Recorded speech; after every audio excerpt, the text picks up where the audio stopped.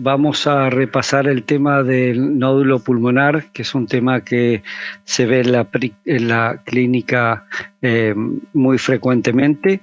Primero, las definiciones. Es importante saber que un nódulo pulmonar es una lesión que está dentro del parénquima pulmonar, pero que tiene que medir menos de 30 centímetros comparado con una masa pulmonar que mide más de 3 centímetros.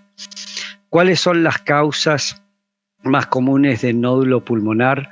Bueno, por supuesto las neoplásicas, como el cáncer pulmonar, carcinoide, metástasis, sarcomas pulmonares. Las causas benignas, como los amartomas, condromas, etcétera. Vasculares, las alteraciones, las malformaciones arteriovenosas o infartos organizados, y también recordar los nódulos reumatoideos y los nódulos por enfermedad de Wegener. También las causas inflamatorias como granulomas secundarias a infecciones granulomatosas, quistes hidratídicos, pseudotumor inflamatorios y otras causas que las ven ahí en el costado derecho de su pantalla también pueden ocasionar un nódulo pulmonar. Las causas malignas más comunes de nódulo pulmonar, por supuesto, es el cáncer pulmonar, pero recordar el carcinoide, que en general es un nódulo bien redondo con bordes bien regulares, y las metástasis, que las más comunes son por melanomas, sarcomas, colon, mama, riñón y testículos, y en general, por supuesto, son nódulos múltiples los que vemos cuando se trata de una metástasis. Dentro de las causas más comunes de nódulos benignos están los granulomas, secundarios a infecciones granulomatosas, y los amartomas. Ahora, cuando evaluamos un paciente con un nódulo pulmonar, la edad del paciente es muy importante. Los pacientes mayores de 50 años con nódulos pulmonares tienen más probabilidad de que esos nódulos sean malignos. Por supuesto, evaluar y tener en cuenta los factores de riesgo más comunes como el cigarrillo, la exposición a asbesto, la historia familiar, la exposición al radón, a metales como el arsénico, el níquel, etcétera, y por supuesto si el paciente tuvo un cáncer previo. Recordarles también que el fumar, por supuesto, todos sabemos lo que causa, pero su relación con la cantidad de cigarrillos por día, esa relación, por supuesto, tiene una consecuencia directa en las posibilidades de tener un cáncer pulmonar. Y también recordarles que después de que el paciente deja de fumar, en los primeros años se ve que hay un aumento en la incidencia de cáncer pulmonar, pero en realidad es por lo que fumó, ¿no es cierto? Y después eso va bajando a partir de que sigue corriendo el tiempo. Cuando seguimos evaluando un nódulo pulmonar en el escáner, saber que el tamaño es importante, y tener en cuenta que hay si ustedes miran los tamaños, a partir de 8 milímetros ya cambia radicalmente las probabilidades de cáncer pulmonar. De entre 8 y 20 milímetros es del 18% y más de 20 milímetros es del 50%. También los bordes del nódulo, si son bordes lisos, las posibilidades de que sean cáncer son menores a que si hay pacientes con, nódulos con lóbulos lobulados, espiculados, o lo característico de corona radiata, que les voy a mostrar en imágenes. Pues vamos a ver algunas imágenes. Esto es un paciente con un nódulo con bordes irregulares, bordes lobulados, bordes espiculados, y la corona, el nódulo con corona radiata, muy característico de un nódulo maligno. Este paciente, de nuevo, corona radiata, fue un cáncer, un adenocarcinoma. Otro paciente fumador, otro adenocarcinoma, y vemos dentro del nódulo Hay veces que dentro del nódulo hay como aire, como un broncograma adentro del nódulo. Eso también puede ser indicador de malignidad. El tema de las calcificaciones, no todo nódulo que tenga calcificaciones, uno tiende a pensar que las calcificaciones es un signo de benignidad. Es un signo de benignidad cuando la calcificación básicamente cubre toda la superficie del nódulo y en general esos son granulomas calcificados. Pero por ejemplo en estos ejemplos que hay calcificaciones puntiformes o amorfas, estas características en realidad son de malignidad. El crecimiento del nódulo, como ustedes saben, es muy importante seguir al paciente con escáneres para ver si el nódulo crece o no crece. Característica, típicamente en las lesiones malignas vemos crecimiento entre 20 a 400 días, digamos, y en las lesiones benignas el crecimiento es muchísimo más rápido o muchísimo más lento, o sea, menos de 20 días o más de 400 días. Como ustedes saben, la recomendación es seguir a estos pacientes, y ahora vamos a hablar más de eso más en detalle, por un transcurso de 2 años para confirmar benignidad. O sea, si el nódulo no crece por un transcurso de 2 años, es que seguramente es benigno, pero la excepción son en los nódulos de vidrio esmerilado. Esos en general el crecimiento es más lento, y se recomienda, por lo tanto, seguirlo durante más de 2 años, entre 3 a 5 años. La recomendación de 2 años es para nódulos sólidos. Y también los carcinoides es de crecimiento mucho más lento y por eso se recomienda también seguirlos entre 3 a 5 años. Entonces, ¿con qué frecuencia debemos controlar a un nódulo pulmonar? Bueno, depende si el tamaño del nódulo pulmonar, o sea, si es de menos de 6 centímetros, de 6 a 8 o de más de 8, y si el paciente tiene bajo riesgo a tener un cáncer pulmonar, o sea, si no es fumador, si no ha estado expuesto al radón, etcétera, etcétera, o si tiene alto riesgo de tener un cáncer pulmonar. Y de acuerdo a eso, hay unas guías que se llaman las Fleischner Guidelines, que son las que nos indican si hay que esos escáneres de control hay que hacerlo cada 6 meses, cada 12 meses, pero siempre es por un transcurso de 2 años, y si los nódulos son múltiples o es uno solo, y también si es en vidrio esmerilado o si es sólido o parcialmente sólido. Entonces la Fleischner Guidelines son las que nos van a guiar en cuán frecuente hay que pedir un escáner para seguir ese nódulo, de acuerdo al tamaño del nódulo y de acuerdo a si el paciente tiene altos o bajos factores de riesgo. Le voy a seguir mostrando otras imágenes. 55 años, fumador. Miren ese nódulo muy pequeño, y al año tenía, o sea, ahora es muy pequeño, 4 milímetros, y al año creció y era un carcinoma, fue biopsiado y era un carcinoma, un adenocarcinoma pulmonar. Pero lo que les quiero mostrar es que tenía 4 milímetros al inicio, y a los 12 meses recién este nódulo tiene aproximadamente 10 milímetros. O sea que no es que en general de 4 milímetros va a pasar a 10 o 15 milímetros en el transcurso de 1 o 2 meses. Otro nódulo muy pequeño, un paciente fumador, al año era un adenocarcinoma, y de nuevo la secuencia muy pequeño y a los 12 meses ya era más grande, pero no es que era una masa. Por eso las guías Fleischner nos indican con cuánta frecuencia seguir a los diferentes tipos de nódulos. Hay un estudio muy importante que se publicó en el New England ya hace varios años, pero que dio la importancia del screening, de cómo hacer el screening en los pacientes fumadores, cómo hacer el screening de cáncer pulmonar, fumadores o exfumadores.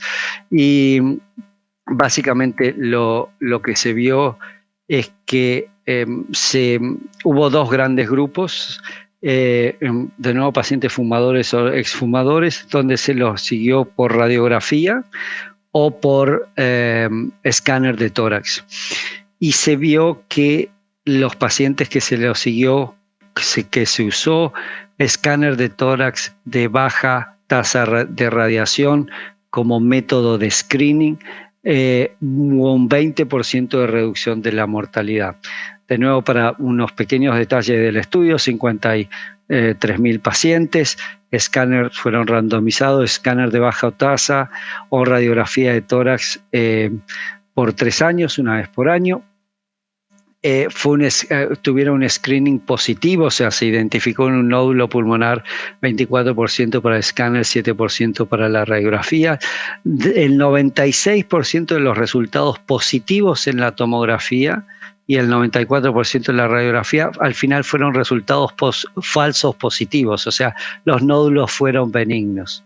Pero de todas maneras, en el grupo del escáner hubo 247 muertes por 100.000 personas versus 304 en el grupo de la radiografía, y esto dio una reducción relativa de la mortalidad del 20% en los pacientes que se le hizo screening utilizando la tomografía de baja tasa anualmente versus los que se usaron la radiografía.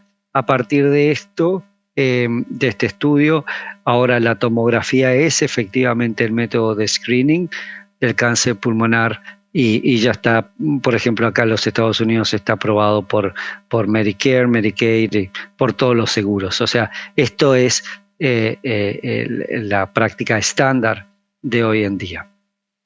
El PET scan, como ustedes saben, es sensible y es más sensible y específico que la tomografía para distinguir malignidad o malignidad, pero recordar los falsos positivos de las infecciones, inflamaciones, etcétera, pero también recordar que existen falsos negativos en el PET scan, en los carcinomas in situ, en los carcinoides y algunos adenoscarcinomas bien diferenciados. El PET puede ser negativo y sin embargo el paciente tiene una lesión maligna. Cuando tenemos un paciente con una lesión, digamos, tenemos un escáner que tiene un nódulo pulmonar que es sospechoso de cáncer, decidimos hacer una biopsia. Tenemos diferentes métodos para biopsiar un nódulo pulmonar. Puede ser una biopsia quirúrgica, pero bueno, es una cirugía y es más invasivo. Una biopsia guiada por escáner con una aguja a través de la pared torácica. O también tenemos nuevos métodos broncoscópicos, que son métodos de navegación y broncoscopía robótica recientemente, que nos permiten el escáner del paciente marcar el nódulo pulmonar como el target y después el mismo software de ese método de navegación o de la broncoscopía robótica genera un camino que es como un GPS que nos guía dentro de la vía aérea hacia el nódulo pulmonar.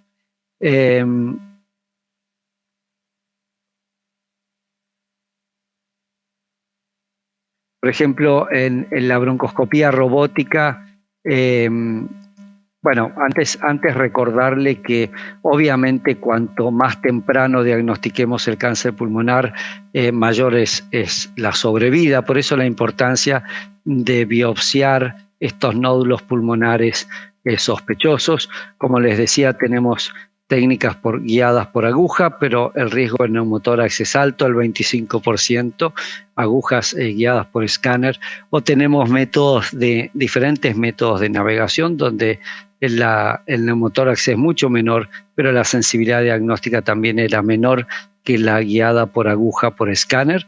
Y hoy en día tenemos la broncoscopía robótica, que ya no estamos más sosteniendo el broncoscopio enfrente del paciente, sino que estamos frente a una consola, como se ve aquí, donde dirigimos un brazo mecánico, que es un broncoscopio robótico, que entra dentro de la vía aérea del paciente, y como les decía, nosotros seguimos la imagen, aquí la imagen virtual versus la imagen real del paciente, la vía aérea real, y seguimos esta línea azul que nos guía al nódulo pulmonar.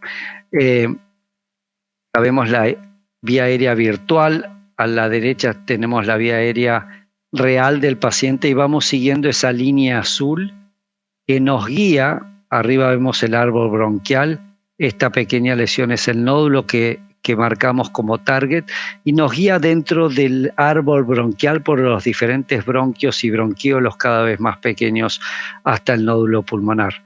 Lo que se ve como púrpura acá es la pleura, entonces nos permite saber dónde está la pleura para no biopsiarla y ocasionar neumotórax. Algunos ejemplos de broncoscopía robótica: paciente de 65 años, fumador, nódulo pequeño en el lóbulo superior izquierdo, positivo en el PET. Le hicimos broncoscopía robótica para biopsiar este nódulo pulmonar y aparte utilizamos la endosonografía bronquial, el EBUS, para estadificar, para biopsiar los ganglios en el mediastino. Esto es todo un procedimiento donde podemos diagnosticar y estadificar el mediastino, diagnosticar el nódulo por broncoscopía robótica y estadificar el mediastino por endosonografía bronquial, todo en un mismo procedimiento en forma ambulatoria. Este paciente, ese nódulo en la parte superior del pulmón izquierdo era finalmente un carcinoma escamoso, y la estación ganglionar iliar izquierda, la estación 11L, fue positivo por endosonografía bronquial. Otro paciente, también fumador, nódulo en el lóbulo inferior derecho, positivo en el PET. Le hicimos broncoscopía robótica para biopsiar ese nódulo y endosonografía bronquial para estadificar el mediastino. Ese nódulo fue un adenocarcinoma pulmonar y el mediastino fue negativo, y el paciente fue a cirugía para resecar ese nódulo, cirugía con intención curativa, lobectomía. Otros ejemplos de broncoscopía robótica: miren este nódulo bien pequeño de 11.9 milímetros. Este fue un carcinoide, donde también luego fue operado. Un nódulo pegado a la pleura, le hicimos broncoscopía robótica, era un adenocarcinoma pobremente diferenciado. Otro nódulo pegado a la pleura, muy positivo en el PET, como ven, pero esto no era cáncer, esto era criptococos. Pequeño nódulo, 12.8 milímetros, esto era una metástasis de un carcinoma prostático. Otro nódulo pegado a la pleura, adenocarcinoma con un mediastino positivo por endosonografía, o sea, les biopsiamos los ganglios en el mediastino y eran positivos, o sea, esto era ya un estadiaje avanzado. Esto era un carcinoma, una metástasis de un cáncer renal, mire qué nódulo pequeño en la imagen sagital, y este nódulo está pegado casi al pericardio. Lo biopsiamos con broncoscopía robótica, miren aquí en esta imagen, casi pegado al pericardio. Lo que vemos en la reconstrucción, este es el nódulo, y lo que se ve aquí es la cisura, o sea, el nódulo estaba atravesando la cisura del lóbulo superior y del lóbulo inferior izquierdo. Lo biopsiamos con broncoscopía robótica. Un paciente no tuvo neumotórax, salió todo bien, y era una metástasis de un carcinoma de tiroides. También utilizamos en la broncoscopía robótica una guía que es una fluoroscopía tridimensional, donde nos va a dar la información. Esta es nuestra sala de procedimientos, nos va a dar la información de dónde está nuestro broncoscopio robótico en relación al nódulo, y así podemos hacer ajustes, porque nosotros nos guiamos todo por broncoscopía virtual primero, como les mostré, pero necesitamos saber qué es lo real. Entonces, con la ayuda de esta fluoroscopía tridimensional. Este es un paciente donde justo antes de hacer la biopsia le hacemos un spin con nuestra fluoroscopía tridimensional y nos da la información de nuevo de dónde está nuestro robot en relación al nódulo y poder hacer ajustes mínimos de la posición. Entonces nos da esta información, estas imágenes. Ahí en la misma sala de broncoscopía son imágenes de escáner en los cortes sagital, coronal y axial, y vemos nuestro broncoscopio robótico y la aguja que está entrando al nódulo pulmonar. Este es otro paciente donde vemos que la aguja está fuera del nódulo pulmonar. En realidad no estamos biopsiando donde queremos biopsiar. Reajustamos la posición y ahora sí de nuestro robot y ahora sí está biopsiando el nódulo. Como ustedes saben, esto es muy importante porque el cáncer pulmonar es la segunda tipo de cáncer más frecuente en el hombre y en la mujer, pero es el cáncer que más mata en el hombre y en la mujer. La sobrevida de 5 años es alrededor del 15% y el diagnóstico de enfermedad localizada, cuando se realiza el diagnóstico, es en el menor de los casos. En general, cuando se hace el diagnóstico de la enfermedad, ya está avanzada. En conclusión, de nuevo el cáncer, la importancia del nódulo pulmonar es porque para tratar de diagnosticar el cáncer pulmonar en etapas tempranas, porque el cáncer pulmonar sigue siendo la primera causa de muerte por cáncer.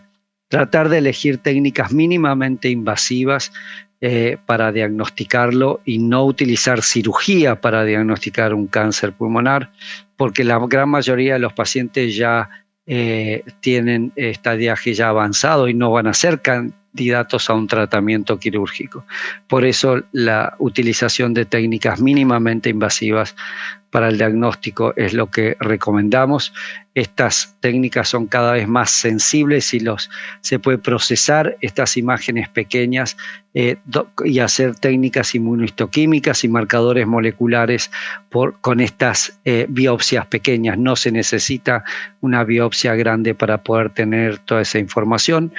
Y el futuro es tener lo que se llama one-stop shop, o sea, utilizar en un mismo procedimiento la broncoscopía robótica para diagnosticar el nódulo pulmonar, la endosonografía bronquial para el estadiaje, el mediastino, y si el citopatólogo nos dice que está dentro de la sala de procedimientos que la biopsia es positiva para el nódulo pulmonar, es maligna, y el mediastino es negativo y el paciente previamente tuvo un PET scan donde no había lesiones a distancia, la idea es tratar a ese nódulo pulmonar maligno a través del broncoscopio robótico, utilizando técnicas de radiofrecuencia, de microondas, etcétera, etcétera.